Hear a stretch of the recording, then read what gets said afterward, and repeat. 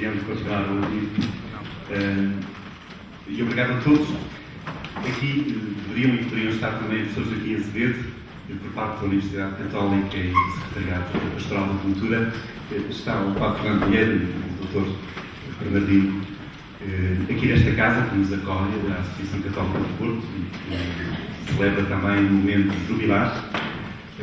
E juntamente com a Pastoral Universitária, o Secretariado de Diocesano, que sou responsável, sou o Padre António Bacelar, e sob o grande impulso do Sr. Manuel, levamos para a frente mais um ciclo exual. Já não sei bem em que número é que vamos, mas um dia haveremos de fazer as contas, mas penso que será já o quarto ano, pelo menos completo, que vamos a cabo. E o tema escolhido para os 3 ciclos, o referido triciclo, é o sínodo da nova evangelização nos 50 anos do Concílio Vaticano II. E a propósito de sínodo, temos o privilégio de, neste primeiro ciclo, termos os 2 bispos portugueses que foram, até alguns dias atrás, acabaram de chegar, até domingo, quando se encerrou, os representantes da Conferência Episcopal Portuguesa no referido sínodo. Hoje, o Sr. Manuel Clemente e, na próxima semana, o Sr. António Couto. E, por fim, na terceira destas sessões, teremos também um olhar privilegiado a acompanhar estes eventos, e que é a jornalista Laura Miguel. Como título e tema para este primeiro ciclo, o primeiro dos 3 ciclos, escolhemos poder abordar a recepção do Concílio do Sínodo da nova evangelização. Há pouco, e também como forma de preparação, o Sr. Manuel tive a ocasião de reler, e já não foi a segunda vez, as cartas que nos escreveu, uma à partida e outra em pleno sínodo, assim como a sua intervenção. E nas cartas diria que, quando cá chegasse, teria muito para nos contar. Por isso, agora, a palavra é sua para tudo aquilo que nos dará para contar. E, como habitualmente faremos este primeiro tempo, que ouviremos do Sr. Manuel, e depois haverá a ocasião para o diálogo não entre todos, mas entre todos sim, mas através da voz de alguns. Obrigado, Sr. Manuel. Se calhar este dizem que é melhor. Muito boa noite a todos, então, ao Bacelar e a todos os que quiseram vir, apesar da chuva, e é com muito gosto que tenho este serão convosco para vos dar as minhas impressões, passo o termo, sobre este sínodo, o que ele foi e o que ele nos trouxe. Ele realizou-se, como se sabe, nos 50 anos da abertura do Concílio Vaticano II, e essa foi uma referência muito presente, até porque o sínodo começou no dia 7 de outubro e logo no dia 11 foi o aniversário propriamente dito da abertura do Concílio, devidamente assinalado, com uma grande celebração no quadro da Basílica de São Pedro, e ali esteve também, com certeza, o Sr. Padre, que presidiu e que fez uma homilia onde essa mesma referência ao Vaticano II esteve igualmente presente. E depois, em várias conversas ao longo da Assembleia Sinodal, documentos do Concílio, passagens, direta ou indiretamente referidas, deram um tom. E creio que até com a continuação da conversa se há de perceber porque houve leituras de sinais dos tempos que já o eram nos anos 60 e que agora se acentuaram na reflexão sinodal. Possivelmente, quem tem mais hábito de ir à internet já teve a ocasião de ler a mensagem do sínodo. O sínodo dirigiu o final dessa mensagem a pouco tempo, e toda a gente que queira ler, onde estão bem apresentados os pontos maiores da reflexão sinodal. Ela, aliás, está muito bem escrita no texto original, eu ainda não conheço a tradução portuguesa, e anda toda à volta do encontro de Cristo com a Samaritana, no poço, onde ela ia buscar água e onde encontrou outra água, e da necessidade que nós hoje temos como Igreja, e será essa talvez a parte mais sugestiva da nova evangelização, de criar ocasiões, de criar poços de Jacó, onde as pessoas possam encontrar um Cristo que ainda não conhecem ou que precisam de descobrir. Há, portanto, essa mensagem. Mas, como digo, ela decorre de um sínodo que demorou 3 semanas. E a este propósito eu também faço um esclarecimento. O sínodo é uma realidade permanente na vida da Igreja. Quando do Concílio Vaticano II surgiram várias vezes propostas, indicações de que era bom que o Santo Padre, no exercício do seu ministério central da vida da Igreja, pudesse também contar com uma representação do Episcopado Mundial. Claro está que hoje em dia reunir um concílio como foi o Vaticano II é muito complicado, porque naquela altura estávamos a falar de cerca de 2.000 bispos, hoje são para cima de 5.000. Eu digo, muito complicado fazer uma reunião com tanta gente e até materialmente difícil, mas o concílio deu essa sugestão que o Papa Paulo VI aplicou, criando o Sínodo dos Bispos. Portanto, o Sínodo é um organismo de consulta do Santo Padre e representativo do Episcopado Mundial que existe sempre. Há um secretariado permanente desse Sínodo. E esse secretariado, que constantemente funciona, que toma as conclusões de cada Assembleia Sinodal, que depois, conjuntamente com outras pessoas, prepara as exortações pós-sinodais que o Papa não apenas subscreve, mas antes disso aprova e tem a liberdade para dar a mão que quiser. E isto, repito, é permanente. De tempos a tempos reúne Assembleias Gerais, como foi o caso desta, mas, entretanto, também reúne com motivos específicos. E por isso nós, desde os anos 70 até à atualidade, temos sucessivas reuniões do Sínodo e temos o Sínodo como organismo permanente de consulta do Santo Padre, que representa, digamos assim, o Episcopado Mundial junto do sucessor de Pedro. É, portanto, o processo sinodal, que aliás tem várias fases, como aconteceu também em relação a este. Quando o tema foi escolhido, a propósito da nova evangelização para a transmissão da fé, imediatamente se fez uma consulta ao Episcopado Mundial, também foi feita à Conferência Episcopal Portuguesa e às dioceses portuguesas, com as respostas que se somaram dessa consulta. Fez um primeiro esboço, nasceram os lineamentos, depois nasceu um documento de trabalho. Nós, antes de irmos para o Sínodo, estudámos esse documento de trabalho. Sobre esse documento, elaborámos também as nossas intervenções e as nossas propostas, que tivemos a ocasião de depois apresentar na Assembleia Sinodal e nos trabalhos do grupo, que depois elaboraram esses trabalhos de grupo, essa Assembleia Sinodal, uma série de proposições que, no fim, se entregaram ao Santo Padre e a esse secretariado permanente do Sínodo. E certamente, daqui a 1, 2 anos, aparecerá uma exortação apostólica, que por isso mesmo se chama pós-sinodal, a propósito destes trabalhos. Portanto, há um contínuo de reflexão, e quem ler a história dos sínodos, desde o Concílio Vaticano II, já tem lá mais documentação do que os documentos juntos todos do Concílio Vaticano II e sobre as mais diversas temáticas. Nós, no final desta Assembleia Sinodal, também deixámos todos uma série de propostas temáticas para a próxima Assembleia Geral, quando ela se reunir daqui a 3 anos ou por aí.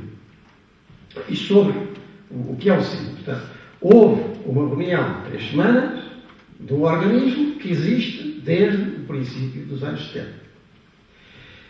E esta vez representativa do Episcopado Mundial. O tema foi esse, a nova evangelização para a transmissão da fé. Aconteceu nos 50 anos da abertura do concílio, aconteceu no princípio da celebração do Banco da Fé, também foi devidamente referenciado na Assembleia, funcionou quer em sessões gerais, bispos eram cerca de 250, um pouco mais, representantes das conferências episcopais de todo o mundo, dos 5 continentes. Além disso, havia outras pessoas convidadas, religiosas, leigos, enfim, e todos tiveram a ocasião de falar ou de deixar o seu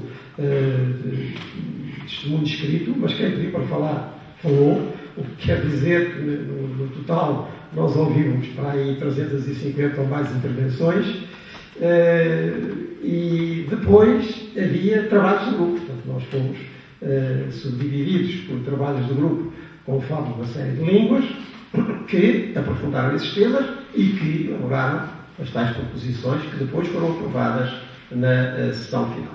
Irá ficar. Este foi o modo de trabalho do SINO, um tanto intensivo, posso dizer, porque o horário geral era todos os dias, e sábados incluídos, das 9 às 7 ou às 8 da tarde, com o intervalo para o almoço e para a sexta, porque estávamos em Itália.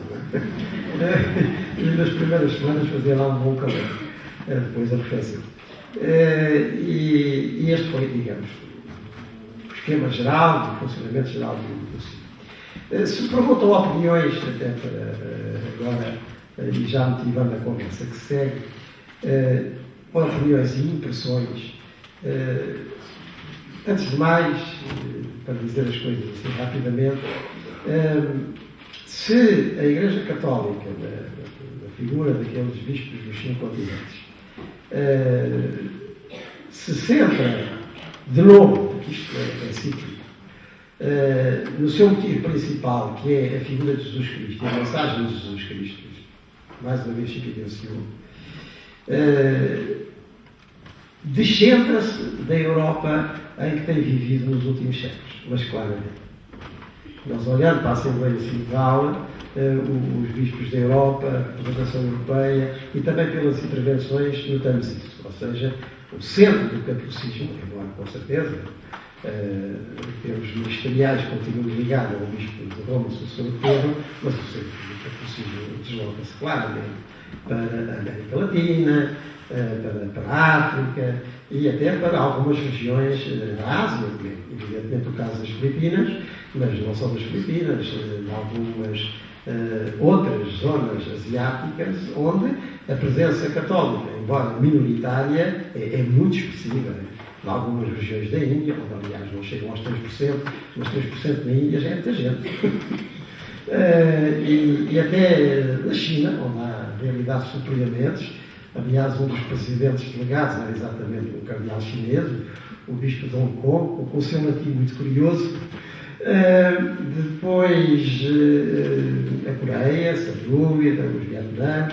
Portanto, nós sentimos claramente nas intervenções daquele vasto conjunto de bispos dos 5 continentes, representantes das respectivas conferências episcopais, sentimos que o centro e digamos até o motor do cristianismo, e no caso do cristianismo católico, está claramente a deslocar para o hemisfério sul. O próprio Papa, de algum modo, quis assinalar isto com aquela criação de um conjunto de cardeais durante o sínodo, que nenhum deles é da Europa. E o Papa disse isso expressamente. Na sua intervenção final, disse que quis, com aquela criação de cardeais, e durante o sínodo, expressar esta extra-europeidade, digamos assim, do catolicismo atual. E como digo, que ela estivesse, visse ou ouvisse, até pela cor dos circunstantes, reparava que o catolicismo, nesse sentido, está a mudar. É muito interessante, no atual contexto, a presença daqueles bispos que provêm de regiões onde ser católico é complicado e arriscado. E isso acontece sobretudo em relação a bispos de países de maioria muçulmana, do Próximo Oriente e não só. E isso acontece também em relação a alguns bispos de África, daquela zona a seguir ao Saara, e sobretudo da Nigéria e outros países aí, onde não o Islão, mas alguns grupos do radicalismo islâmico, não confundir a parte com o todo, também tornam as coisas particularmente complicadas. E durante os próprios dias do sínodo, às vezes ouvimos notícias nada boas, de países como a Síria, também as ouvimos aqui, ou de países como a Nigéria, não é? E os bispos dessas zonas estavam lá, iam partilhando connosco. Uma das temáticas que de vez em quando sobressaía nas intervenções era exatamente essa, a da relação com o Islão, no presente e no futuro. Quer nesses países, quer na Europa. é ligado ao problema demográfico, ou seja, da população europeia autóctone estar a diminuir ou a desvistos e de crescer na Europa a população muçulmana e como é que estas relações se vão equacionar. Devemos dizer que da parte dos bispos provenientes dessas zonas vieram sempre palavras de calma e de moderação e de não confundirmos a parte com o todo e de dizerem que a maioria dos muçulmanos não tem problema nenhum no seu relacionamento com os católicos. Agora, efetivamente, aqui e ali há a presença de grupos mais extremistas, de que outros muçulmanos, muitas vezes, são as primeiras vítimas. Mas foi muito interessante verificar que a posição desses bispos era geralmente uma posição de muita calma, de muita serenidade, de muita ponderação, e os outros vinham mais alarmismos do que desses territórios. É muito interessante ter isto em conta, até porque, efetivamente, um tema que se põe com alguma insistência. Outro tema que também, de vez em quando, aflorava, tem a ver com a iniciação cristã. Ou seja, como é que nós devemos, no atual contexto, de transmitir a fé cristã e a prática cristã, e cristã católica, no caso, às gerações que aí vêm, às novas gerações. Esta temática também perpassou muito pelo Sínodo. Mais uma vez veio ao de cima a questão, e até com uma certa polémica, da ordem dos sacramentos da iniciação cristã, que em princípio é o batismo, o crisma e a Eucaristia, mas na grande parte dos casos não se faz assim, faz batismo, primeira comunhão, depois o crisma. Isto é curioso que aflorava, quer nos grupos, quer no plenário, de vez em quando. E podemos dizer que, à conta da transmissão da fé cristã e da evangelização, todas as temáticas habituais que os preocupam e ocupam como igreja que quer viver cada vez mais daquilo que a define, que quer transmitir também da melhor maneira, são temas, como digo, genéricos. Porque falou-se de tudo, falou-se da importância da palavra de Deus e da leitura bíblica e da lecção divina, falou-se muito da catequese, da necessidade de responder também às exigências do tempo e da aprendizagem atual na transmissão dos conteúdos essenciais da fé cristã e como é que isso se faz e qual a linguagem.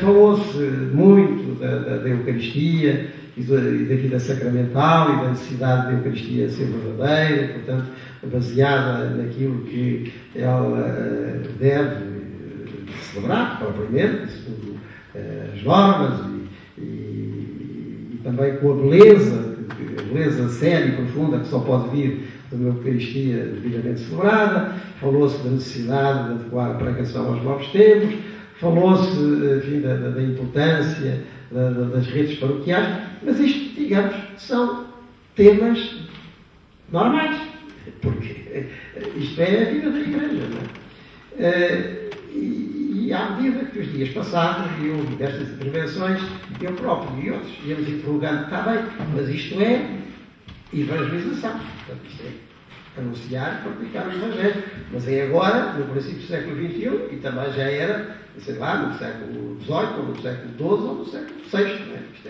é o Evangelho sempre transmitido pela pregação, a partir da palavra de Deus, celebrado na Eucaristia, nos demais sacramentos. Insistiu-se muito na importância do sacramento da reconciliação e de haver disposição para atender as pessoas, e nós, sacerdotes, estamos mais disponíveis para isso, e as igrejas têm locais próprios para isso fazer com dignidade, isso falou-se muito. Então, mas isto é a evangelização.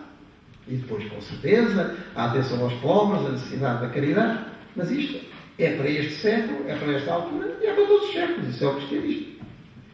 E eu e outros íamos interrogar. Estava aqui, então, e nova evangelização? Onde é que está aqui o nova evangelização?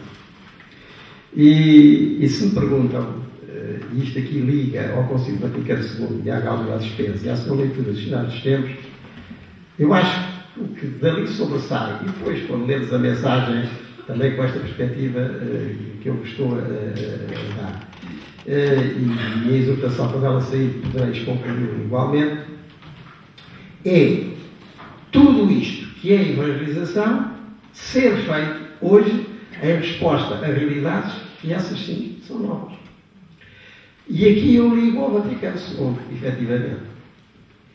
Porque quando o Vaticano II faz a sua leitura dos sinais dos tempos, ou seja, quando nos anos 60 o Concílio olha para o tempo que se vivia, ou que se prometia, e começa a discernir mudanças na sociedade, na cultura, na convivência das pessoas, nas aspirações, na própria vida social e económica mundial, o Concílio, podeis ver na Gaudium et Spes, no número 4, em outros números, vai detectando certos pontos principais.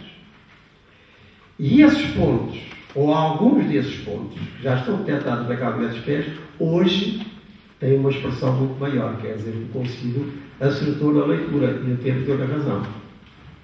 E há dois, concretamente, que são de particular importância. Um deles é, obviamente, o da globalização. E o outro é o da secularização. E já lá está, se vê em Gaudium et Spes. Na leitura dos sinais dos tempos, quando o Concílio olhou para a realidade, e era nessa altura, e sobretudo a realidade europeia, ou do Hemisfério Norte, o Concílio detectou que se ia caminhando para a globalização, ou seja, para uma vivência muito mais ao nível mundial do que ao nível nacional e particular, em vários aspectos da vida, da sociedade, até da cultura e do pensamento e da transmissão das ideias. Isto aflora com este nome ou com nomes parecidos em vários trechos conciliares, e é evidente como isso acentuou aos nossos dias. E um outro ponto que o Concílio reparava era esse da secularização, ou seja, daquilo que a Gaudium et Spes apresenta como da autonomia das realidades temporais. Porque secularização vem de século, século é uma palavra latina que tanto dá tempo como dá mundo. A realidade temporal, aquilo que acontece no espaço-tempo. A nossa vida, assim como ela, imediatamente aparece nas realidades de todos os dias, quer das vivências e das convivências sociais, políticas, administrativas, da maneira de se organizar a vida e o trabalho e tudo isso, quer a própria racionalidade, a maneira de entendermos o universo, como se dizia classicamente, descobrimos as leis que regem todos os tipos de fenómenos e que esses mesmos fenómenos obedecem, leis que têm que ser respeitadas, que a ciência vai sondando. Portanto, a secularização, a consistência da realidade temporal. Não partimos imediatamente, digamos, para as realidades etéreas ou eternas, mas ficamos aqui pelo temporal, pela consistência das realidades temporais. Portanto, a secularização e a globalização estão já muito claras na leitura dos sinais dos tempos que o Concílio apresentou na Gaudium et Spes. A Gaudium et Spes foi aprovada em 65, portanto, há quase 50 anos. Só que hoje se tornaram não sinais entre os sinais, mas sinais fundamentais do tempo em que vivemos e em que convivemos. Ora, se me perguntarem, então o que é que este signo apresenta que se possa ter como nova evangelização, eu respondo. De uma maneira um pouco rápida, mas respondo. É retomar tudo o que é evangelização, porque o sujeito é o mesmo, é a Igreja Católica. E o que ela transmite é o mesmo, o que ela recebeu e continua a receber do seu fundador, Jesus Cristo, o Evangelho. Não podia ser outra coisa. É evangelização. O substantivo é evangelização. E por isso todos esses aspectos que afloraram no Concílio são iguais aos que aflorariam no Concílio há 300, 500, 1000, 1500 anos. Agora, o que é novo é o retomar desses temas em resposta às realidades novas que exigem que eles sejam apresentados também com um novo modo e uma nova, aqui também se pode falar assim, criatividade. Para responder a estes fenómenos que o Concílio intuiu e que agora são mais evidentes. A globalização e a secularização. Eu, para vos apresentar isto de uma maneira, digamos, sugestiva, vou utilizar duas coisas muito populares, a ganhar quase o popularismo, mas toda a gente entende. A globalização é isto que hoje acontece e que nunca aconteceu, como acontece hoje, talvez no tempo das invasões bárbaras, quando cá chegaram os suecos no século V, mas do resto nunca aconteceu, que é ninguém saber de que terra é. Digamos de uma maneira assim, popularucha, rápida, mas eu creio que certeira, isso é como nós hoje sentimos a globalização. Isto é, nós vivemos a um ritmo e é uma sugestão temática constante, tão fora do nosso local, que já não sabemos bem onde é que estamos. Constantemente, diariamente, somos tocados por informações, por sugestões, por mundovisões que não são as do sítio onde nós estamos, mas que são apresentadas aqui no Porto, como podem ser apresentadas em Madrid, ou em Roma, ou em Caracas, ou em Nova Iorque. Se calhar nós até vivemos mais nos últimos noticiários esta tragédia do furacão e das inundações em Nova Iorque, em New Jersey, não sei o que mais, coisas que aconteceram, se calhar aqui, nos aliados ou em Madrid. E por isso, onde é que estamos?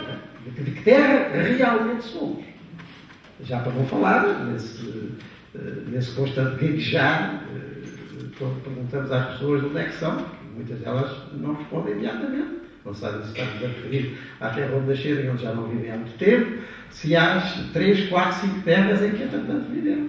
Uma casa às costas, não é? Há de ser do trabalho, ou do procura dele. Portanto, este fenómeno da globalização, negativamente, é sentido assim. Positivamente, há outras hipóteses, há outras possibilidades, como temos visto, não digo pelas melhores razões, mas querem aspectos mais positivos, como tudo que tem acontecido com a nossa população universitária, que hoje em dia é muito mais europeia do que alguma vez foi, com estes ritmos Erasmus e outros em que vão circulando por várias universidades da Europa. Isto já acontece há mais de 10 anos, há mais de 15 anos, e que, na minha opinião, até é um dos esteios da construção da Europa, é o facto de dezenas e dezenas de milhares de recém-formados europeus foram efetivamente universitários europeus, circularam pela Academia Europeia, e já nem penso de outra maneira, estarem aqui, ou estarem em Paris, ou estarem em Berlim, ou estarem em Atenas, ou estarem em Londres, é como antes estar aqui no Porto, ou estarem em Aveiro, ou estarem em Braga, vivem esse nível, então com os low costs, desde que eles entraram, muito mais, não é? Ainda aqui há uns meses tivemos uma sessão, aqui um serão muito agradável acerca de oportunidades de emprego, em que havia uns 4 ou 5 intervenientes, e 2 eram por Skype, um estava a falar do Brasil, e o outro estava a falar de Londres, e uma da outra que estava, essa estava em Londres, mas dizia que era da Oliveira das Meias, voltava todos os 15 dias. Isto é outro mundo, não é? O Concílio já intuiu isso, mas não podia chegar aqui há 50 anos. Hoje é evidente. Portanto, aquilo é que nós hoje chamamos de globalização, quer pelos aspectos positivos, como estes que eu estou a dizer, e que hoje também, e daí já não são as melhores razões, mas as necessidades também abrem portas, portas a alguns, noutras latitudes para arranjarem a sua vida profissional de acordo com as suas aspirações. Mas hoje é a vida de todos os dias. Mas faz, negativamente, por assim dizer, ou desafiadoramente, faz cada um perguntar-se de onde é que se vai situar, de onde é que vai ser a sua terra. Com tudo aquilo que isso significa de transmissão para um espaço da sensibilidade, da alma e da convivência de cada um e de cada família. Este problema põe, efetivamente, questões à evangelização de sempre. E são questões novas e que vão requerer respostas novas. E no Concílio apontaram-se algumas. E isso aí já estamos a falar com a evangelização. Porque é resposta nova, numa condição nova, dentro da evangelização de sempre. Trata-se de transmitir o Evangelho. Transmiti-lo com palavra, celebrá-lo e depois irradiá-lo com caridade. Com certeza. Concretizá-lo com caridade. Com certeza. Mas em condições novas. Porque não é cada um na sua santa terra. Não é? Porque não é hoje a vida assim. E também não é aquela outra sugestão temática que nós hoje recebemos não da vizinha do lado, mas da televisão, ou, e sobretudo, e cada vez mais, da internet. Nós hoje vivemos de outra maneira, vivemos globalmente, para bem ou para mal. Os sinais dos tempos, quando são lidos, mesmo no Concílio da Gaudium et Spes, não são unívocos. Não são unívocos. Ou seja, não são coisas imediatamente e absolutamente positivas. Elas são positivas, em princípio, enquanto nos evidenciam o movimento, passo o termo, da humanidade. E por isso têm que ser respondidas com o Evangelho, que é exatamente a resposta a estas novidades cíclicas, que mostra a sua vitalidade, a grande vitalidade do Evangelho. E, de certa maneira, aquilo que nos provoca maior convicção está exatamente aqui. É ele ser capaz de ser do mesmo, que é basicamente a vida de Jesus Cristo, e como ela pode e deve ser convivida em cada geração, ser adaptável às mais diversas circunstâncias. Eu já tenho conversado com muitos dos que aqui estavam, que uma realidade hoje tão básica, que o Cinto voltou a acentuar como básica, que é a realidade paroquial. Portanto, a vida cristã se articular à volta de núcleos mais pequenos e mais próximos, como o Papa João XXIII dizia, a paróquia é como uma fonte da aldeia, onde toda a gente vai buscar água e vai matar a sede. Mas é uma realidade que existe a partir de certa altura, quando a Europa se ruralizou. Os primeiros 500 anos do cristianismo não conheceram paróquias. Porquê? Porque eram realidades urbanas, as pessoas viviam em cidades, portanto, era tudo à volta do seu bispo, os seus presbíteros, diáconos e os outros ministros, era tudo aconselhado, aconselhado localmente, não havia esta dispersão pastoral, passo o termo, que existiu a partir da Idade Média. Portanto, e o cristianismo manifestou uma enorme vitalidade, porque quando se apareceu, ou se transformou radicalmente a sua estrutura pastoral básica, que alimentou 5 e 6 séculos da vida da Igreja, foi capaz de se recriar de outra maneira. Até o cristianismo de sempre, mas foi a nova evangelização da altura. Aliás, é curioso que, se nós lermos com atenção os autores desse tempo, não encontramos esta expressão nova evangelização, mas podemos encontrar algumas equivalentes. Tal era a consciência que eles tinham, que tinham que continuar a anunciar Jesus Cristo, mas de uma maneira nova, que se adaptasse a um tempo novo. Bem, e isto aconteceu, repito, ciclicamente. E, concretamente, neste ponto da globalização, que nos pode levar muito longe na conversa, estamos diante de nova evangelização. Porque evangelizar nestas circunstâncias é o mesmo Evangelho, é a mesma liturgia, é a caridade sempre, necessariamente, mas é de outra maneira. Porque nós vivemos de outra maneira. O outro ponto é o da secularização, e eu vou aproximar nesta parte final da minha intervenção, que é o da secularização. Eu, numa desses documentos que eu vos deixei, já não me lembro se foi a carta à partida, se foi a carta a meio do sínodo, dizia, não, foi na intervenção do sínodo, que em termos de mentalidade, da nossa maneira de pensar, e até onde vai espontaneamente o nosso pensamento hoje, há uma certa opacidade. Opacidade. O que é opaco opõe-se ao que é translúcido. Isto é translúcido. Está aqui água, mas ela luz, e eu vejo para além dela, não é? Isto é opaco. A partir daqui já não vejo nada. Isto é, uma realidade opaca é uma realidade, por ser tão, passo o termo, tão consistente, tão sólida, tão concreta, quase que absorve inteiramente a atenção. E a secularização, em grandíssima parte, é isso. O que também não é um mal. Não é só um mal, mas pode ser um perigo.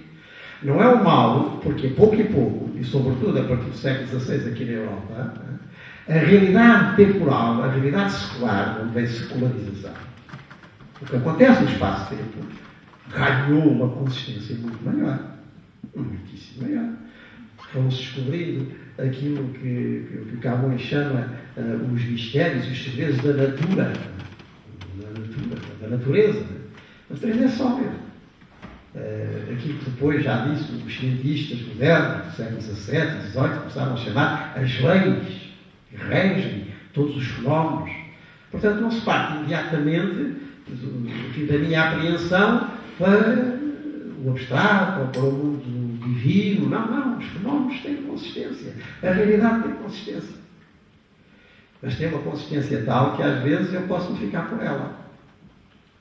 E depois, com o desenvolvimento científico, com tudo que nós conseguimos tirar daí, as suas aplicações tecnológicas cada vez maiores, depois, com esta redução da própria ciência pela tecnologia, da tecnologia pelo mercado, e tudo em produtos e em produtos convidativos, nós podemos ficar com uma mentalidade opaca. Quer dizer, não vemos mais do que as coisas, as circunstâncias, os objetos, não vemos para além de...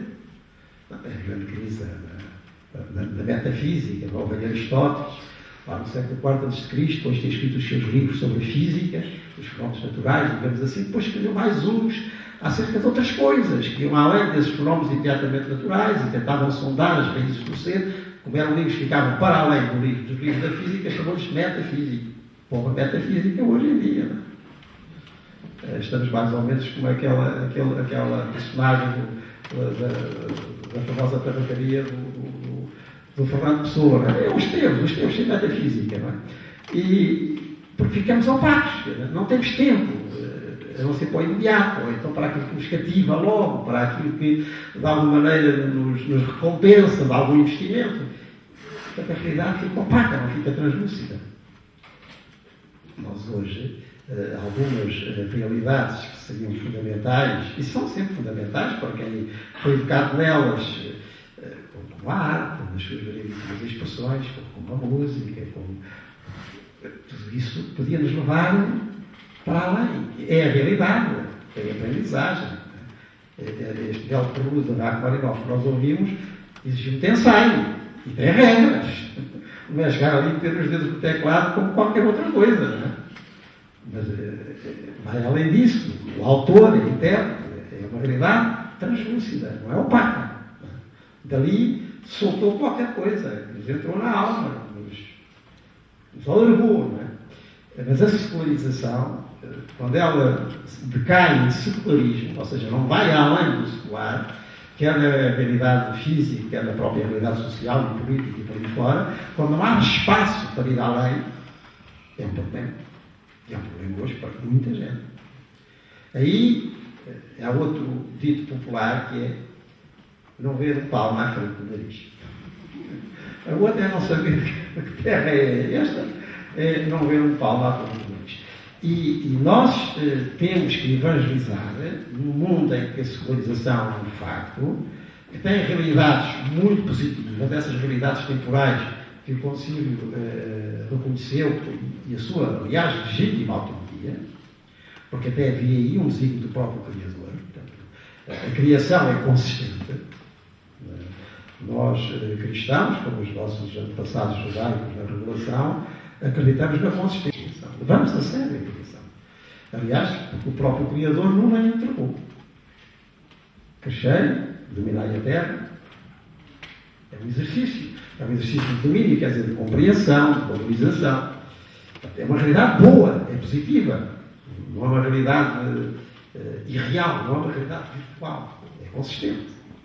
A secularização e a secularidade, enquanto reconhecimento da criação e da sua consistência, é positiva. Agora, se nós ficamos por aí, o que deveria ser translúcido torna-se opaco. Daí que posso dizer, e termino já, porque isto vamos muito longe,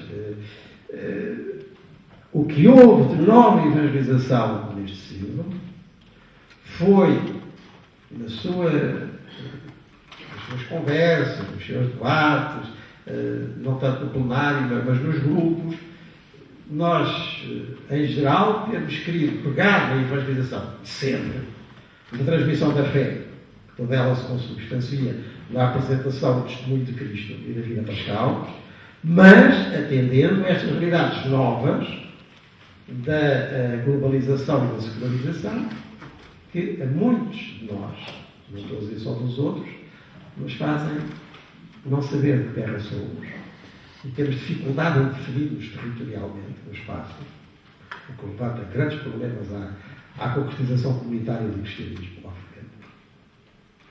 E muitas vezes não vemos um palmo à frente do nariz. Ficamos tão fixos nas coisas e na na consistência das coisas, cairmos aquilo que chamamos o sem sentido.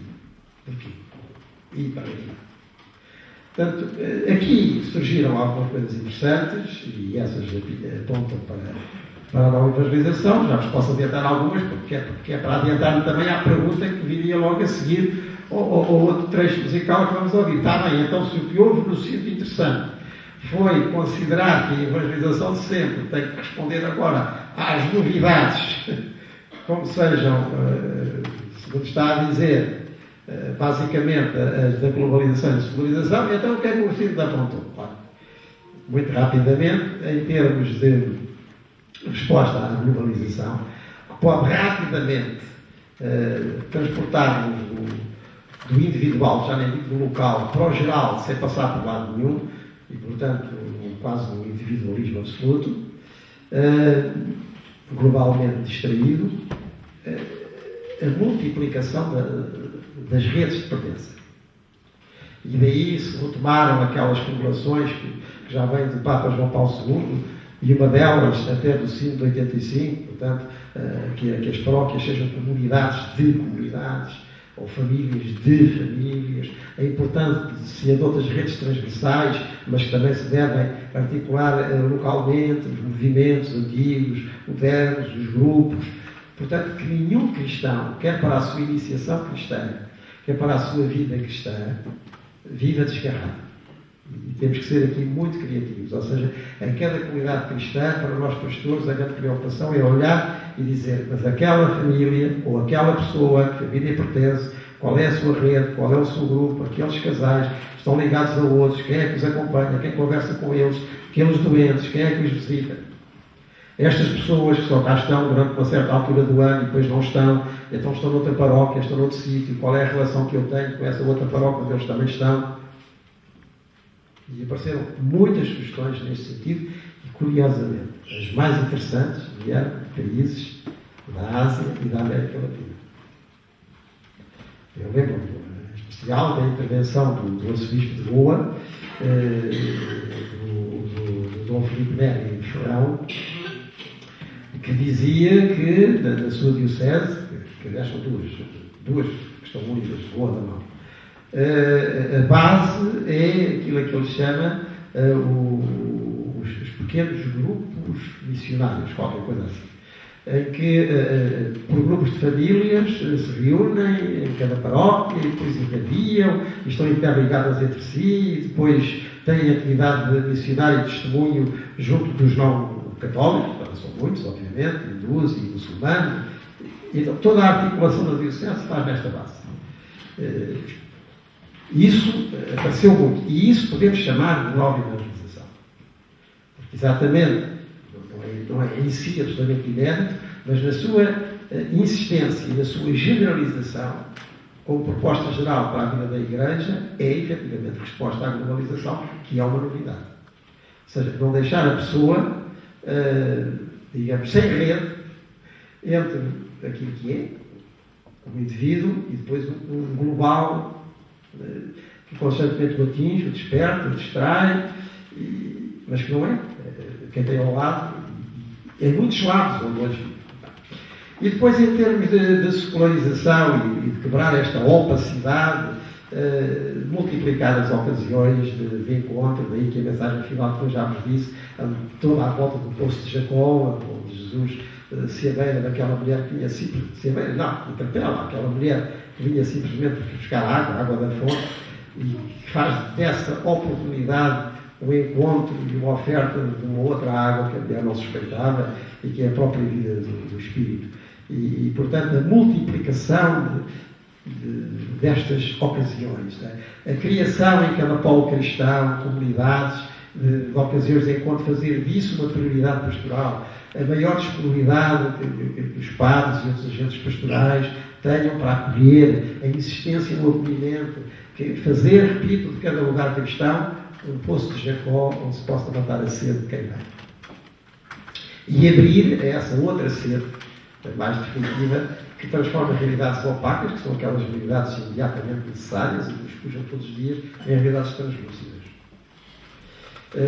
Estas duas existências, que depois muitas outras aplicações.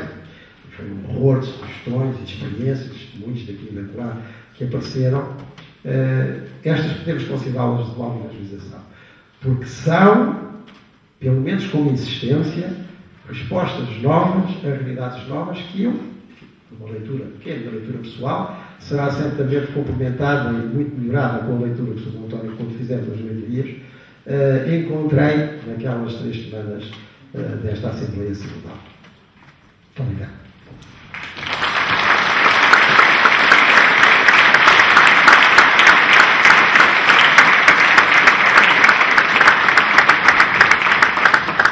Eu não me preocupei em preparar questões porque certamente que elas não faltarão. Essas que alimentam o nosso diálogo. Às vezes a dificuldade primeira é só da primeira. Podemos avançar para a segunda. Se não posso também avançar. Ao micro. E já ao vinho ao fundo. Já agora, como forma também de tornarmos isto menos opacto e mais transparente, se quiserem apresentar também a uma forma. Boa noite a todos. Eu chamo-me Margarida Correia.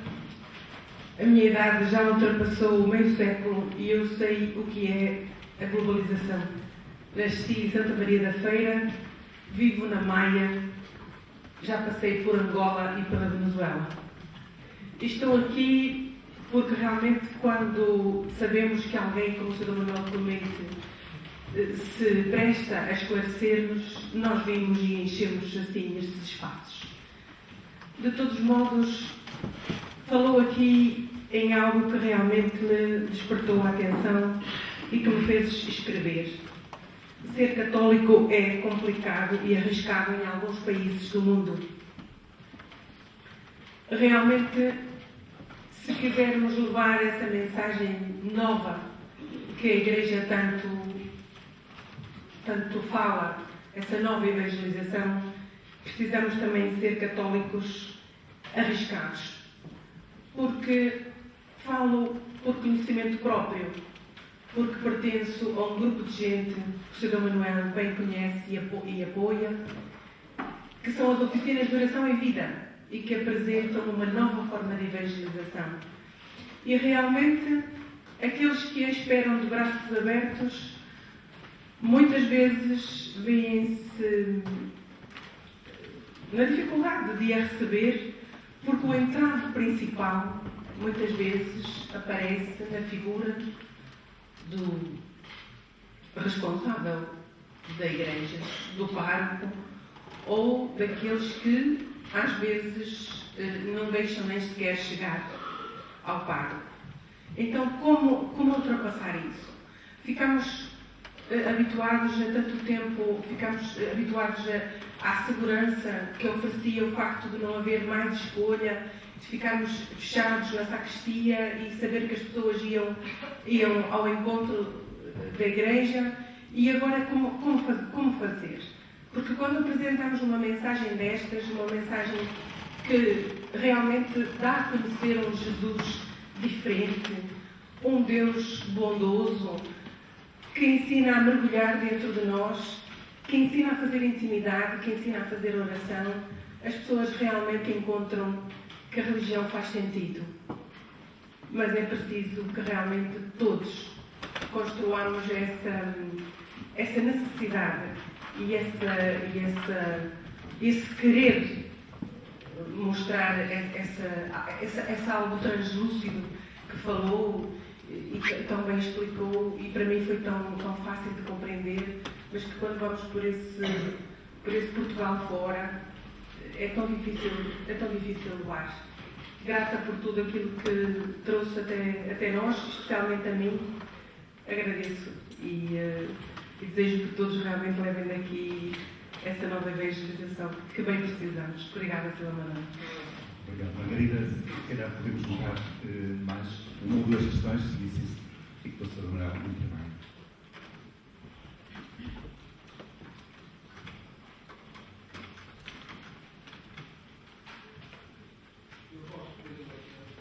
Sim, é levantar para... Há um micro.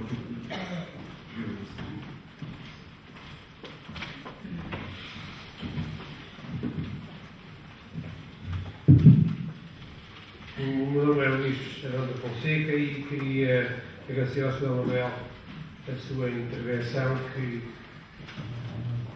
não teve pontos corridos. E, portanto, agradeço-lhe. E gostaria de uma pergunta, é um pedido, um desafio. Falou e bem de que a globalização nos leva a não sabermos de que terra somos. Pronto, há muitos aspectos da globalização, é saber que o mundo é um, é só um. E, muitas vezes nós não sabemos bem a que terra pertencemos, mudamos em poucas horas de continente, não sabemos bem quais são, com a diferença horária, e olhamos para a agenda e vemos que é dia da missa e vamos à missa, e quando se entra na igreja, numa tela a gente não percebe, não conhece a língua, não conhece ninguém. A única pessoa com quem falamos é o funcionário do hotel que nos atende. E de repente estamos em nossa casa, sabemos que terra somos. E pensamos que nesse dia, umas horas antes ou umas horas depois, está a família no mesmo sítio na igreja de Ramal. E portanto eu estou aqui numa espécie de ramal de fora de bordo, não é? E isso diz-nos que terra somos. Portanto, eu queria lhe pedir que me dissesse umas palavras sobre o papel do cristianismo. O cristianismo é uma forma de globalização, talvez a mais radical, mas ainda mais radical do que a globalização da internet. Portanto, que nos dissesse o papel que a liturgia tem no seio dessa nova evangelização.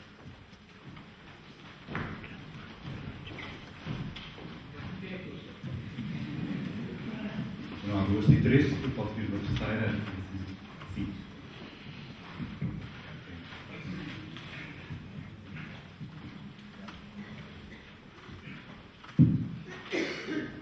José Alves, quando o Sr. Manuel fala nesta questão da opacidade e do facto de que a realidade que as pessoas têm que gerir é opaca e que nelas tendem a ficar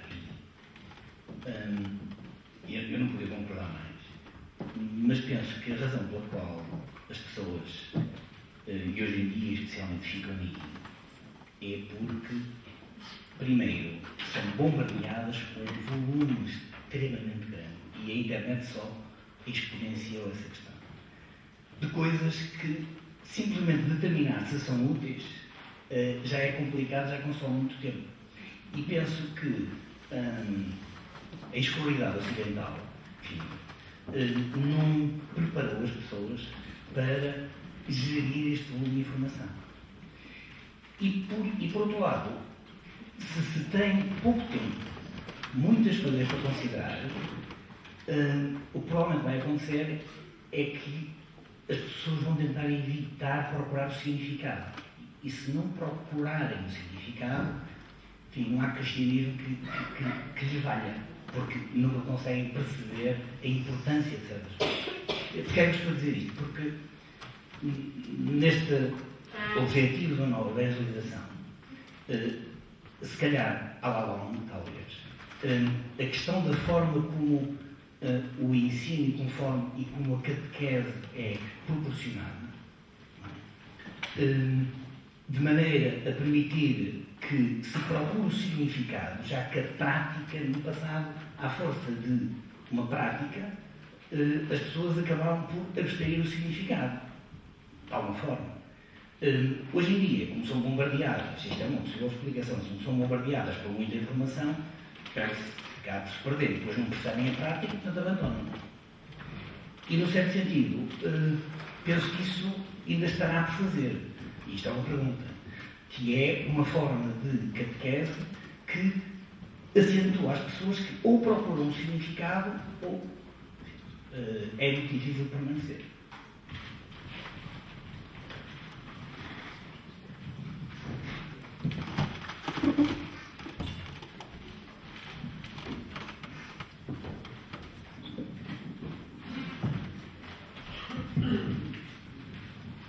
Muito bem, e muito obrigado por estas 3 intervenções, perguntas.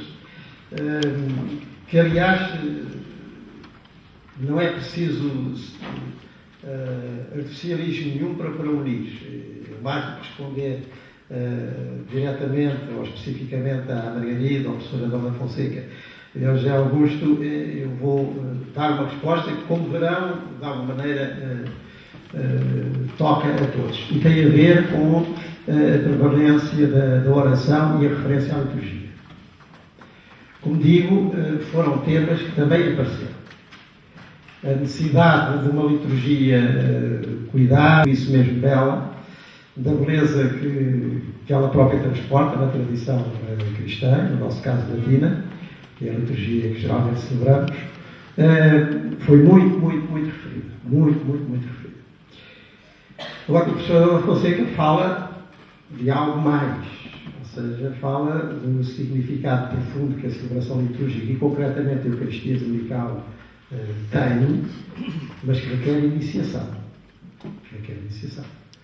Aquilo que o professor disse, de que em qualquer parte do mundo, mesmo que não perceba a língua, numa comunidade que nunca viu, que foi indicada na recepção de um hotel, porque ele está, independentemente dos fusos horários, sendo unido ao resto da família, que está a celebrar aqui no Porto. Bem, isto é saber muito. Mas é bom que as pessoas saibam, não é? É bom que as pessoas saibam, portanto, isso tem a ver com a iniciação cristã e perceber o que é a Eucaristia. Tantas vezes tenho conversado com os meus colegas sacerdotes e com outros agentes pastorais, quantas vezes eu tenho conversado, que muitas vezes o que as pessoas procuram, e não estou a julgar ninguém, estou apenas a constatar por aquilo que elas próprias dizem, não é propriamente a Eucaristia, com o significado crístico que elas têm. São as missas por almas, para que os seus defuntos estejam bem, para que... É muito mais do que isso. É também isso, com certeza, do sufrágio, intercedermos pelos nossos mortos, tudo isso cabe na Páscoa de Jesus. Ele levou isso tudo para o céu, levou tudo isso para o Pai. Mas a Eucaristia é mais do que isso. E ter uma boa catequese litúrgica é fundamental para nós podermos ter aquela conclusão que a professora Dona Fonseca teve. Porque nem sempre acontece.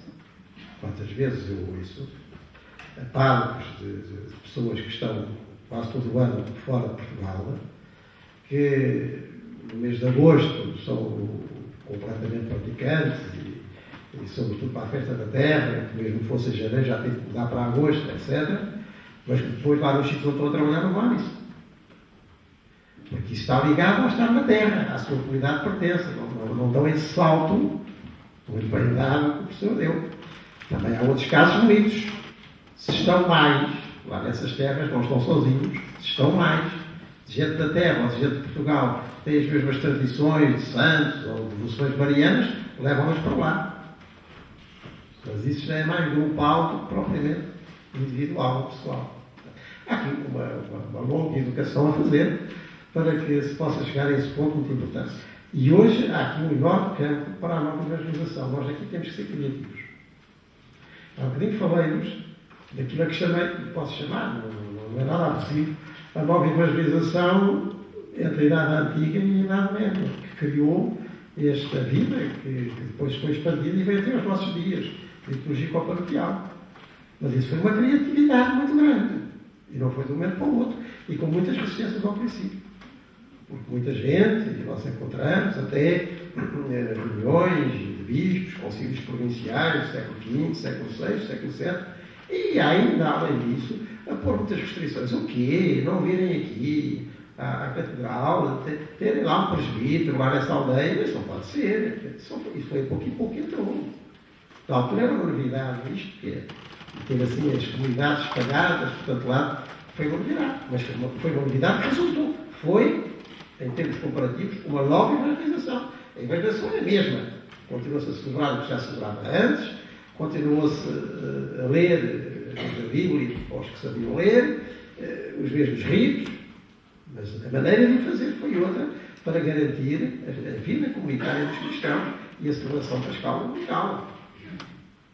E nós hoje, perante tudo isto que falámos, temos que olhar isto de uma maneira, como eu já tenho dito e escrito, mais intercomunitária.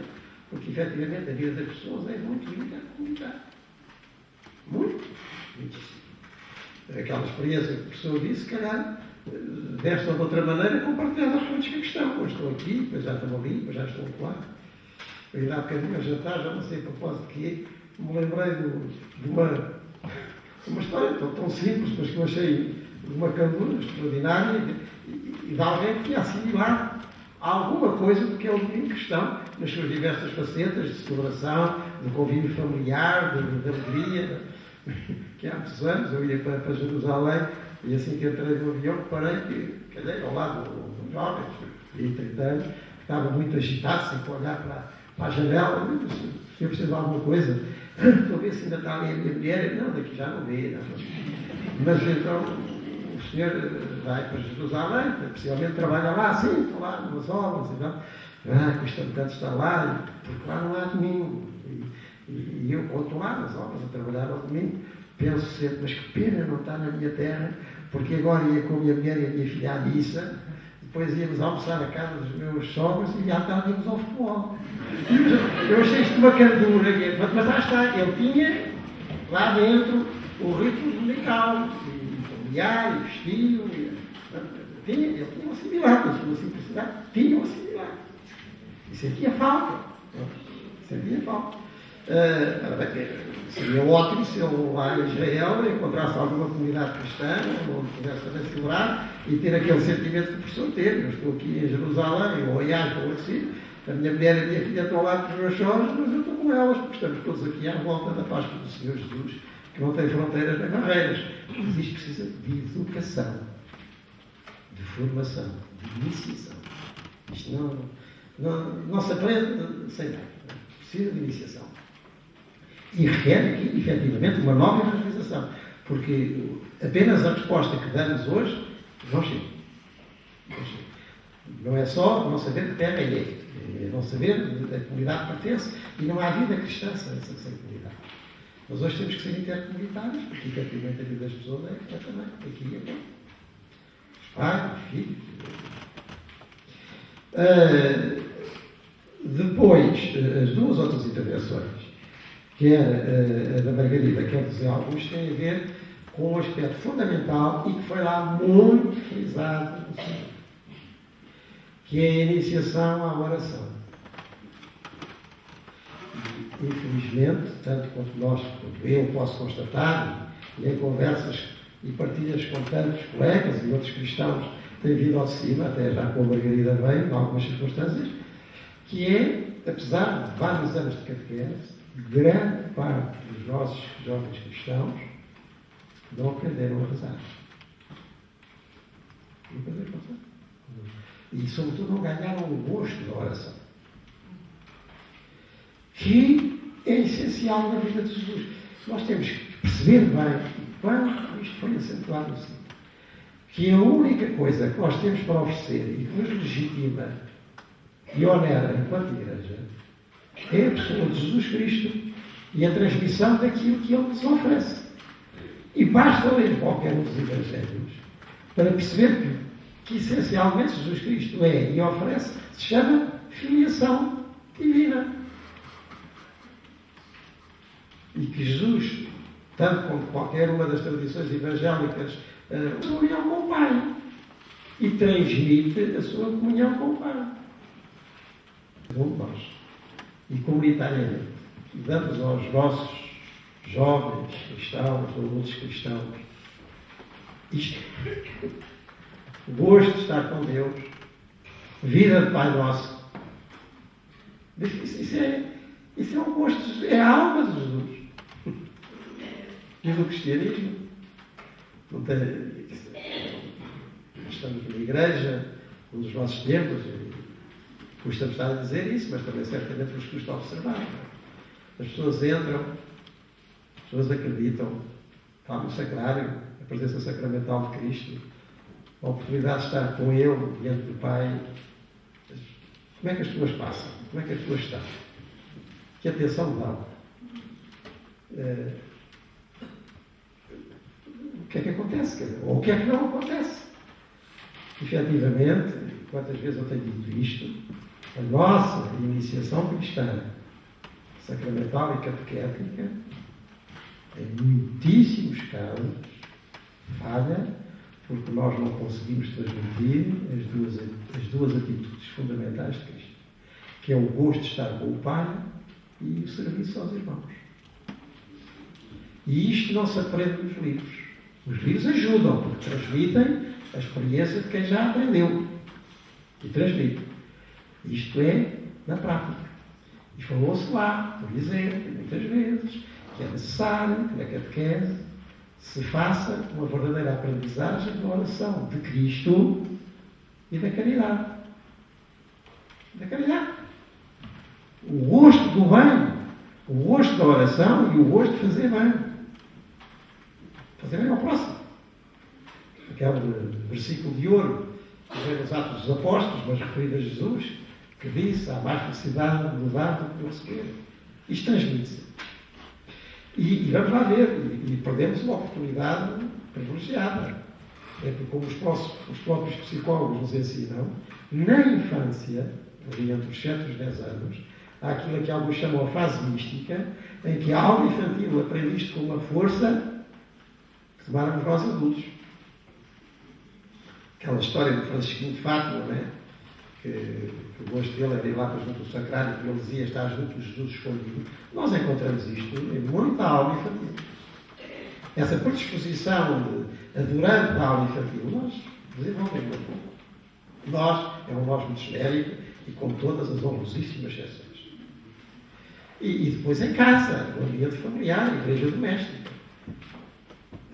Na família, chamamos assim, cristã, tradicional, a vida de oração básica aprendia-se em casa. Aprendia-se em casa. Com o exemplo dos pais. Isso passava. Não sei se hoje passa assim tão facilmente. Em alguns casos passa e há coisas muito bonitas. O gosto, por exemplo, ir a certas casas, certas famílias, e ver que antes da refeição há sempre um momento de oração, e cada um é à vez, e hoje é o pequenito, amanhã é a pequenina, depois é o pai, e eles até gostam de ser eles, e dizem coisas lindas. Portanto, isso é fundamental, porque a iniciação cristã é a transmissão das atitudes básicas de Cristo. Essas atitudes básicas de Cristo são clarinhas no Evangelho. Estar com o Pai e a partir daí estar com os outros. Zero, pois Deus é o Criador de todos, como é que Jesus Cristo, tanto que o Pai não vê que está com os outros? Para que nenhum deles se perca, porque são a criação do seu Pai. Mas isto passa. Isto vive-se, este gosto. E outra coisa que se falou muito e tem a ver com isto, com a tal multiplicação dos poços de Jacó, não é? Transformar as nossas comunidades em poços de Jacó. Repito, a ideia que perpassa da mensagem do Cito, do princípio ao fim, está lá muito bonita. A mensagem teve mãos que sabem trabalhar muito bem, desde o cardeal Bertolli de Florença, que tratou de trabalhar, até o cardeal Schönborn, até o cardeal Ravazzi, até ao Monsenhor Leonardo, teve aquilo. Não foi a 2 mãos, foi para 8 ou 9 mãos, mas ficou muito bonita, muito harmónica, muito certa, quer bíblica, quer teológica, quer pastoralmente. Leiam, está ali a contribuição do Citário. Mas lá foi muito frisado isto. A necessidade de fazer das nossas comunidades, a começar pelas igrejas domésticas, que são as famílias, poços de Jacó, das pessoas que se possam verdadeiramente dessedentar. Mas reparemos que no poço de Jacó, a sede que aquela samaritana acabou por ter, não foi aquela que vinha. Ela queria água. Que mesmo que fosse translúcida, dela paz. E aquela água que ela descobriu foi outra. Quando Cristo disse: tu soubesses quem fala contigo, tu lhe pedirias, ele dava-te uma água viva, e uma água para a vida eterna. Transformar as nossas comunidades nisso tem tudo a ver com aquilo que julgo eu, com aquilo que o professor Ana Maria disse. Isto é prioritário, isto é fundamental. E já agora digo-vos que estiveram no sino duas pessoas cujas intervenções caíram muito bem. Uma delas foi o primeiro da comunidade TZ, que nós já conhecemos aqui no Porto, e que falou disso mesmo, a importância das experiências orantes, comunitárias e solidárias como acontece no partido PZ e aqui no Porto, graças a Deus, isso vai se alargando, e era essa a nossa intenção, quando convidámos para virem cá no Carnaval de 2010, e têm sido vários os grupos que aparecem, os jovens, fazem essa iniciação à oração cristã, em que com alguns versículos salmónicos se põe nessa atitude orante, interior, com Jesus, é fundamental. A presença que esteve no sino e foi talvez, se não foi foi das mais aplaudidas intervenções do sino, foi do arcebispo de Cantuária, portanto, o primaz americano, Williams, que fez um belíssimo texto, que podem encontrar, já veio na edição portuguesa do Observatório Romano, já veio, belíssima, ligando a contemplação à luta pela justiça. E ele, citando, enfim, muitas fontes da tradição cristã, quer patrística, quer de várias figuras do cristianismo ao longo dos séculos, basicamente a intervenção vai neste sentido. Não somos nós que podemos fazer nem a evangelização, nem a nova evangelização. Nós temos que fazer como Jesus Cristo fez, a partir de Deus, a partir do Pai. E temos outra hipótese. Senão, vamos dizer as nossas coisas, vamos transmitir as nossas ideias, certamente boas ideias, mas isso ainda não é evangelização. Isso são as nossas coisas. Nossas ideias, tal e qual. É fundamental uma experiência que façamos como Jesus diante do Pai, em que, pondo completamente de parte tudo aquilo que seriam as nossas ideias, os nossos gostos, as nossas predisposições, as nossas boas intenções, nos deixemos recriar por Deus. E a partir daí perceber o que devemos aos outros. Porque só Deus, que é o Pai e o Criador de todos, é que nos pode ensinar o que verdadeiramente devemos aos outros. E é isso a justiça, dar a cada um aquilo que lhe é devido. Mas só a partir de Deus é que nós conseguimos praticar essa justiça. Até aí fazemos as nossas coisas. É uma intenção, uma intervenção belíssima. É quase leitura obrigatória.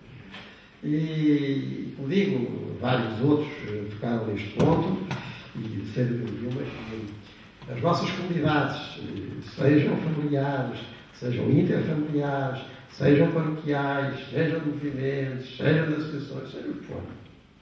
As nossas comunidades existem a partir daqui e para isto, para proporcionar aos velhos e aos novos a experiência essencial de Jesus Cristo, como o adorador do Pai e o servidor dos irmãos, a partir daí, para que seja a justiça de Deus. Aquilo que nós nos devemos, a partir de Deus, e não das nossas contas, que mesmo que largas, ficam sempre curtas.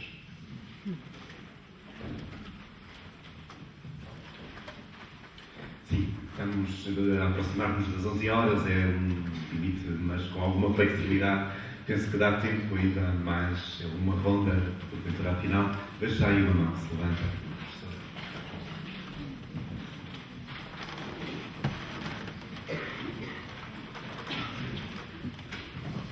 Muito obrigada, Sr. Manuel.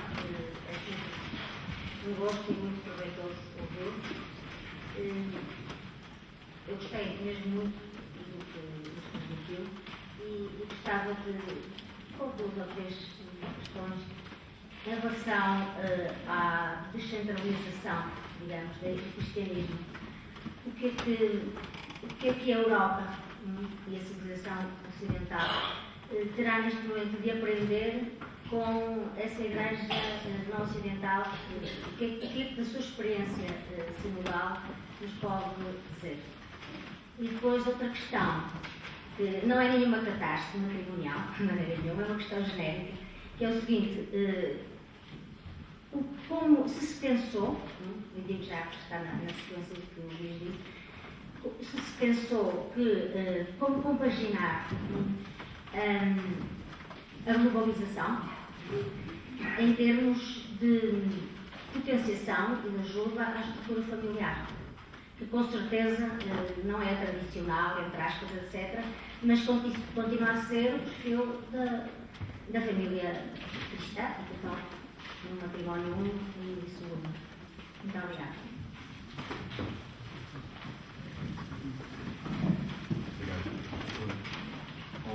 Um abraço para nós.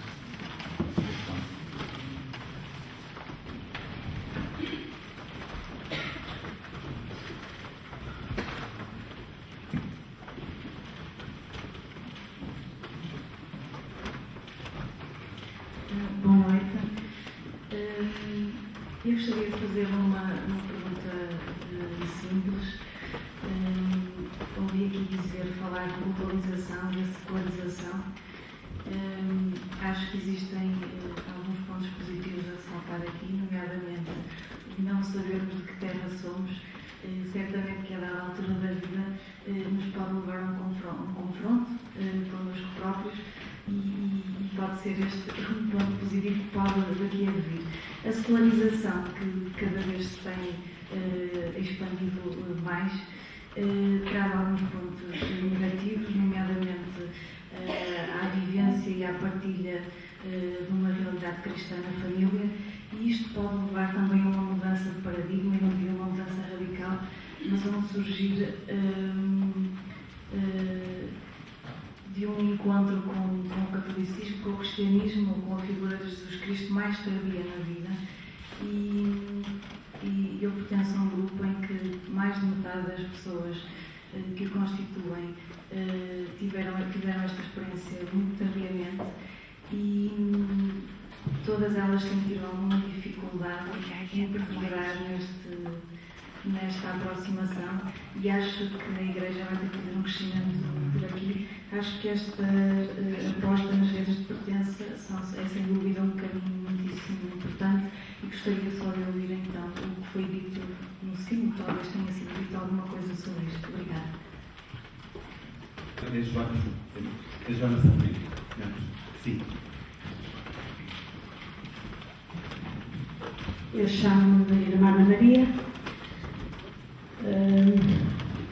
A evangelização é o bichinho que me morde desde sempre, desde nova, e gostava de saber se no sínodo se falou de um problema que me preocupa muito, que é o problema das famílias que estão desfeitas, separadas, e muitas vezes as crianças, os jovens e os adolescentes não sabem, não é só de que terra são, não sabem a quem pertencem, e muitas vezes estão integrados em famílias que nem sequer são filhos de nenhum deles, nem de quem estão a cuidar ou a criar, porque já se nota isso na sociedade.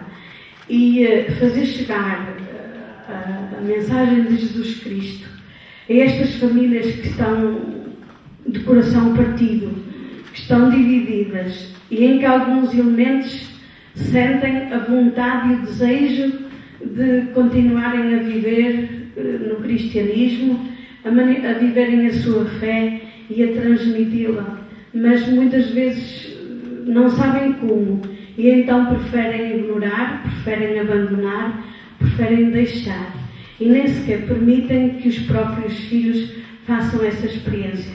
Para mim é das coisas, eu estou nisto há muitos anos, e é uma das grandes preocupações, e cada vez nota-se que isto é uma globalização muito partida e não partilhada. Gostava de ouvir uma palavrinha sobre o assunto. Obrigado.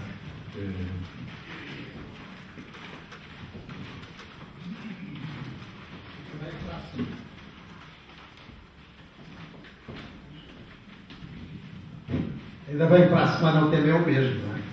Vamos outra semana outra vez. Porque, efetivamente, isto dá pano para mangas, e ainda bem que dá, a estrutura da murcha, não é? É aquilo que nos preocupa e, ao mesmo tempo, nos entusiasma a todos. Eu até vou começar pela questão final da Irmã Maria, que é exatamente destas famílias, e concretamente da transmissão da fé aos filhos e da introdução na vida cristã e na vida comunitária por parte de famílias desfeitas ou refeitas, ou já são meias famílias, que é um problema efetivamente muito grande nas nossas sociedades e concretamente na sociedade europeia.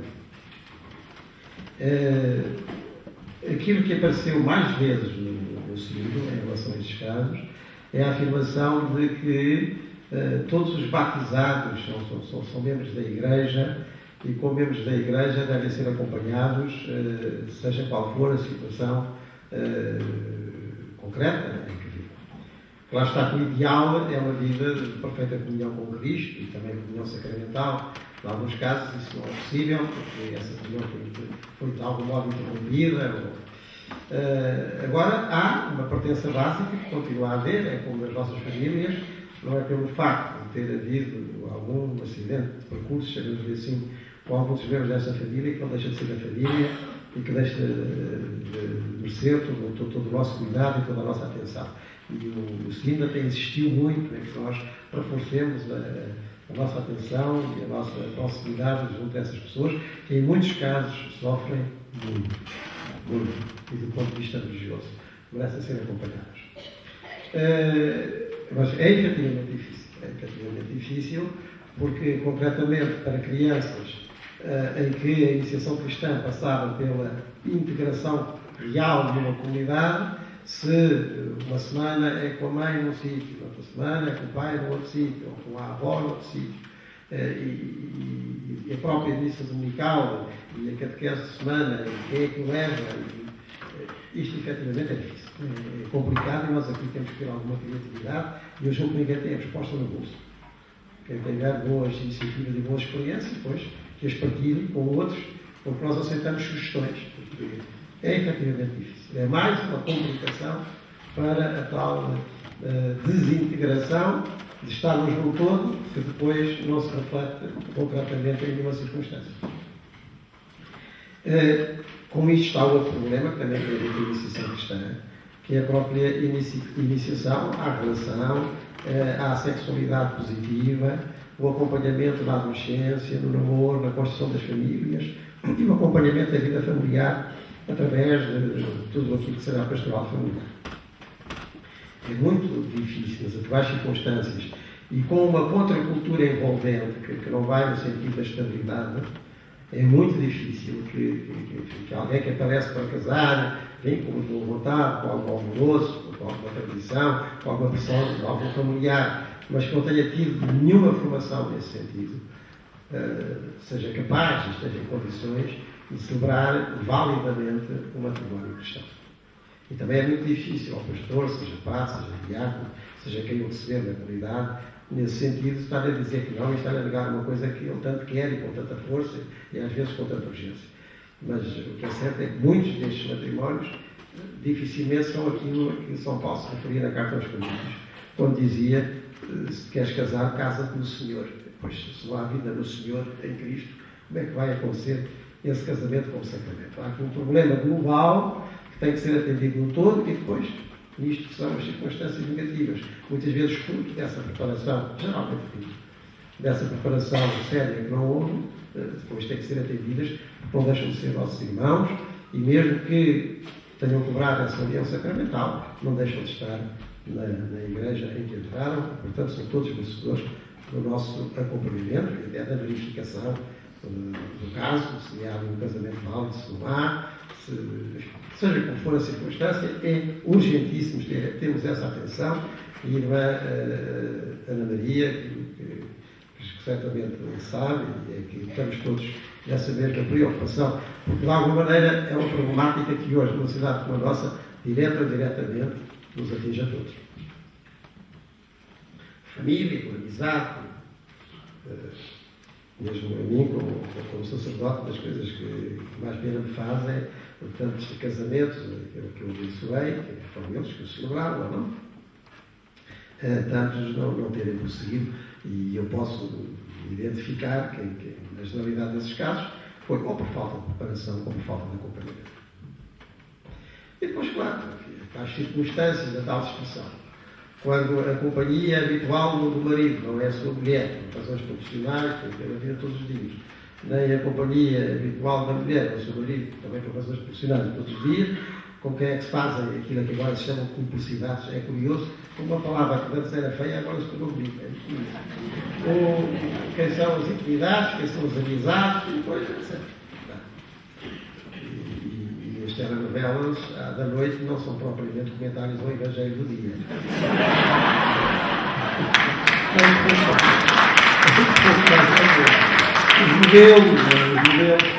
Os modelos, os líderes,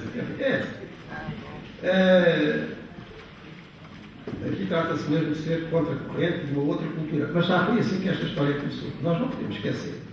Agora, nem quero abrir um campo imenso que nos levaria aqui uma valente noitada, aliás, com muito gosto mesmo. Mas não é o caso. É preciso sempre lembrar, em relação a este capítulo dos costumes, não é? Que, contrariamente ao que às vezes se diz em termos de avanços civilizacionais, são autênticos retrocessos. Quando o cristianismo começou com a sua proposta de vida em Cristo, encontrou uma sociedade onde o divórcio, o adultério, onde os abortos eram prática comum. E foi a pouco e pouco, por presença de cristãos, que as coisas evoluíram. O que se chama aí, são autênticos retrocessos bíblicos. Mas isso fecha a cabeça. É imenso, não seria nada difícil de demonstrar. Agora, em relação aos outros dois pontos. O segundo ponto da Joana Sangueiro tem a ver com uma circunstância muito atual. Ou seja, hoje em dia, muitos contactos com Cristo, através dos cristãos, que são o seu povo do mundo, fazem-se já na idade crescida, na idade adulta. E depois, o que é que acontece? A mim mesmo se tem posto tantas vezes esse problema. Porque, ao longo da minha vida, tenho encontrado muita gente, com quem uma conversa, duas conversas, a pessoa está muito fora disto tudo. Mesmo que tenha sido batizada muito remotamente, nada daquilo que teve de continuação, pelo menos visível. E a pessoa interessa-se. Mas eu precisava de ter uma comunidade que me processasse. Porque não há experiência, sendo que hoje se gosta muito, mas que é verdadeiro, cristã sem comunidade cristã. E eu vou ligar lá quem? Eu não posso fazer de cada conversa mais um grupo. Não há tempo para isso.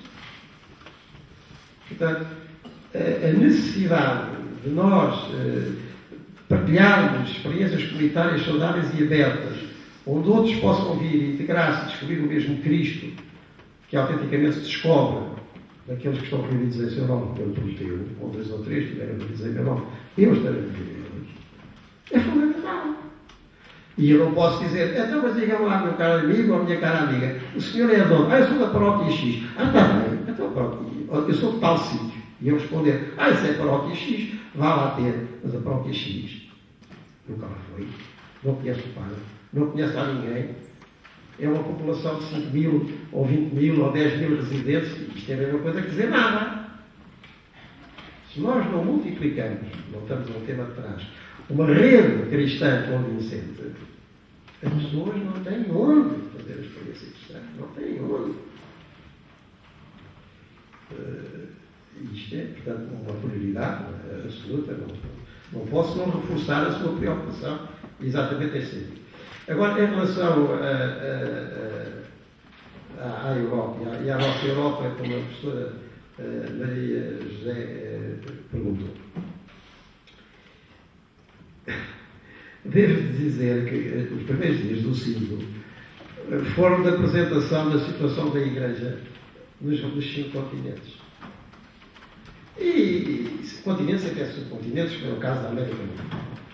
E a América Latina apresentou com aquela vivacidade própria, as coisas que faziam, e estão todos interessados e todos movimentados com aquele grande encontro do Episcopado da América Latina e Aparecida. Tudo aquilo é um documento da Aparecida, depois que eles lançaram a missão continental, tudo em alto.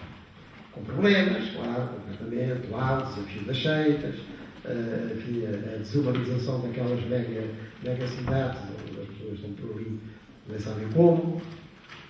Mas, em geral, o tom é entusiástico. E, concretamente, muito mobilizados por Aparecida. E não faz mal de nós, e esse documento está disponível, as conclusões desse encontro dos episcopados da América Latina em Aparecida, da missão continental, é bom ler tudo. E eu estudei algo. Mesmo os episcopados da América do Norte e do Canadá, etc., experiências positivas, enfim, ditas com outro pragmatismo, mas depois dos outros continentes também, aí à altura da Europa. E o presidente do Conselho das Conferências Episcopais Europeias, olha, o seu relatório aqui estava assim para o pesadão. Isto tudo, as famílias, que já não são famílias, e as paróquias, já não são paróquias, e a iniciação cristã, como funciona, e foi até um dos momentos de hilariedade do sino, porque um daqueles bispos, precisamente do Próximo Oriente, e do Iraque, o patriarca lá, em que os cristãos vivem as dificuldades que nós sabemos, e ele próprio já está a expressar, ouvir aquilo a certa altura, voltam-se para trás e diz: mas se na Europa está assim, nós estamos melhor que vocês.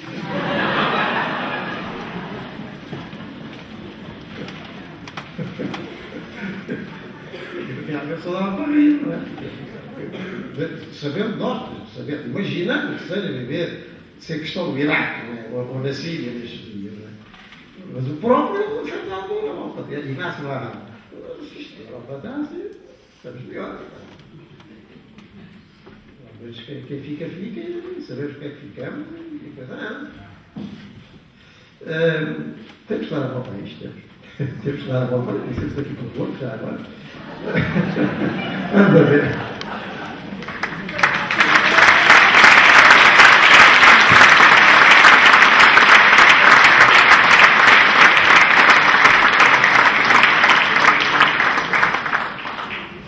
Obrigado, Sr. Manuel, e acho que esta é uma das tantas etapas com que juntos queremos dar a volta a isto. E, se calhar também não é inoportuno relacionar este final de dia com a solidariedade que celebramos e que também por aqui passa o acolhimento desta proposta de bem-aventurança que sentimos nossa e que passa também por tudo aquilo que aconteceu nesta noite.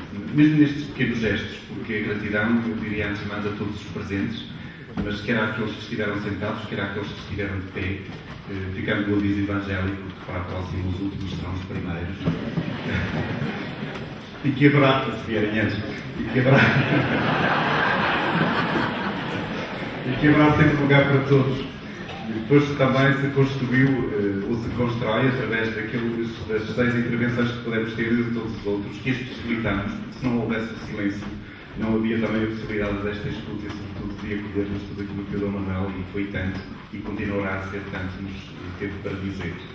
E também a Anazão, que nos ajudou, e de que maneira, neste serão, tendo querido acompanhar-nos também no resto, e enfim, premiar com a música e com a beleza das notas que é capaz também esta noite.